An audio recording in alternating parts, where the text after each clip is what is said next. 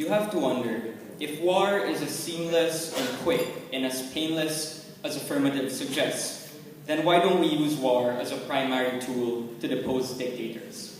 The reason, ladies and gentlemen, that war is not a primary tool is because the entire proof of affirmative bench has been a lie. War is devastating, war is bloody. So when they said that Assad is killing people now, when we have a war, we're going to have Assad and the coalition killing people. That doesn't sound like a very brilliant situation, and we think, ladies and gentlemen, that this is not an alternative we stand for. Because even if they said that the situation with Assad is very difficult right now, they didn't really prove to us conclusively as to why having the coalition there will make anything better. Because they made all of these generic arguments as to why intervention works, without necessarily providing the nuances of what's happening in Syria right now. And that's precisely what Joe gave you from the very beginning of his speech. I'm going to show you later why that is the case. There were three clashes in this debate. Firstly, is it possible to win an intervention? Secondly, can we actually have diplomacy and will it work? And thirdly, how important is a UN mandate? What we need to note, ladies and gentlemen, is that when the previous speaker said that it took 28 years for diplomacy to work in Myanmar,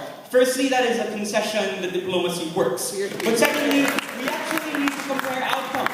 Because if they gave the situation that the only cases and that the only examples of urban warfare in the recent decade have been Afghanistan and Iran, you need to ask the international community which has actually been a better outcome, Afghanistan and Iran or Myanmar. We think, ladies and gentlemen, if they want to make the case that Afghanistan and Iran and Syria are going to be parallel situations, they need to explain why Afghanistan and Iraq were actually acceptable consequences for the international community. But actually, the international community has even decided that it has been a terrible outcome that shouldn't be repeated anymore in the future. What precisely did they say under this first idea about the possibility to win an intervention? What we heard coming from the first speaker was a very generic argument. He told us firstly there are better weapons, and secondly there are defections. Firstly, if better weapons make interventions work, then we wouldn't have the debacles of Vietnam, Afghanistan, and Iraq. We contend, ladies and gentlemen, that weapons do not determine warfare. That was the argument coming from Job, which we heard no response to.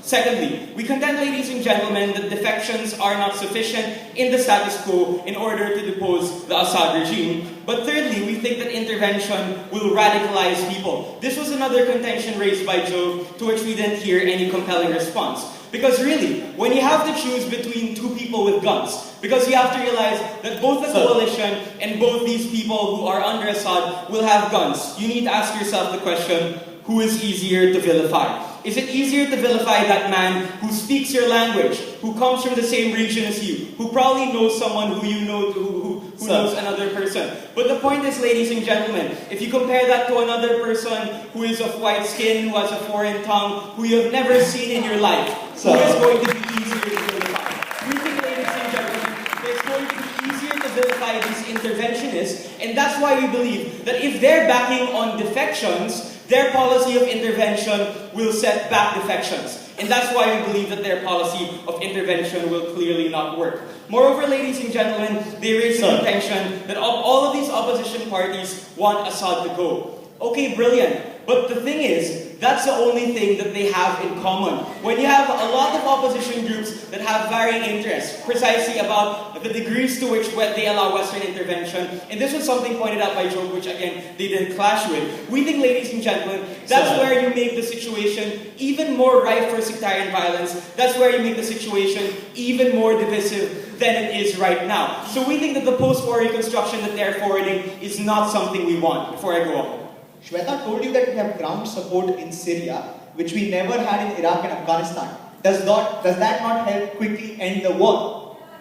Well, firstly, I do think they had a lot of ground support in Afghanistan and Iraq, given that there were a lot of troops that were involved in that particular thing. But secondly, we think, ladies and gentlemen, that the presence of ground troops just doesn't mean that you're going to instantly win the war, because obviously that's likely to be what happened in Vietnam, and they still ended up losing. We think, ladies and gentlemen, this isn't really really a battle of numbers. So given all of the things that Job said about how the centers in conflict in Libya and Syria were massively different, about how there's a fragmented opposition, about how you're going to have a refugee exodus that is going to be instantly unacceptable for many people, and how Job even questioned the willingness of the coalition to actually move forward into this particular plight, we think, ladies and gentlemen, that there's going to be a half-baked effort that will not win anything. Secondly, can we rule out diplomacy with absolute certainty? And the reason why you have to include absolute certainty in this particular regard is because you need to contend that war is a last resort.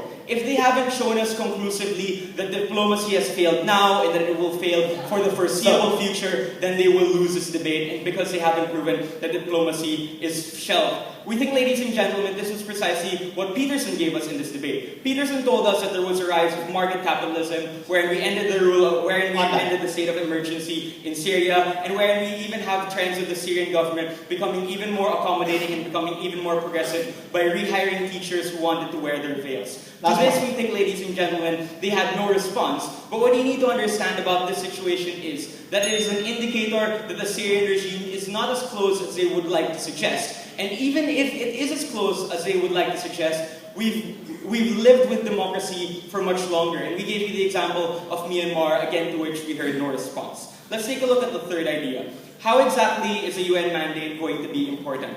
We heard, ladies and gentlemen, coming from them that we cannot wait for UN approval because China will just veto anything and Russia will just veto everything.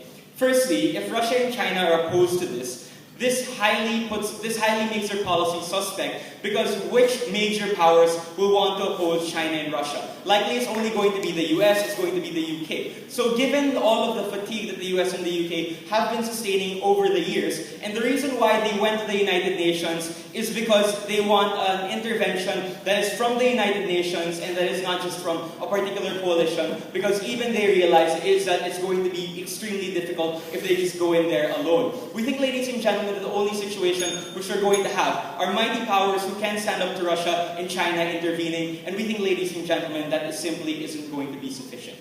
At the end of this day, you need to ask yourself, have they really proven that diplomacy will fail? We think, ladies and gentlemen, they have not, and moreover, they haven't even proven that war will work with absolute certainty.